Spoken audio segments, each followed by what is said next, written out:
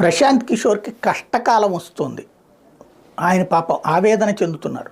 ఆ మధ్యన ఆంధ్రప్రదేశ్లో జగన్ ప్రభుత్వం కూలిపోతుంది, నెక్స్ట్ దారుణంగా ఓడిపోతాడు అన్నటువంటి స్టేట్మెంట్ ఇండియన్ ఎక్స్ప్రెస్ కాంక్లేవ్లో ఇస్తే దానికి వైసీపీ వాళ్ళు ట్రోల్ చేశారు.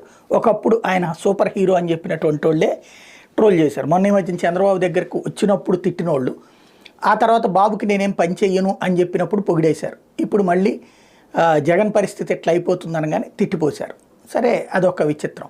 అంటే జగన్ అధికారంలోకి తెచ్చాడు అని చెప్పినటువంటి వాళ్ళే ఆ ప్రశాంత్ కిషోర్ని బూతులు తిట్టాడు.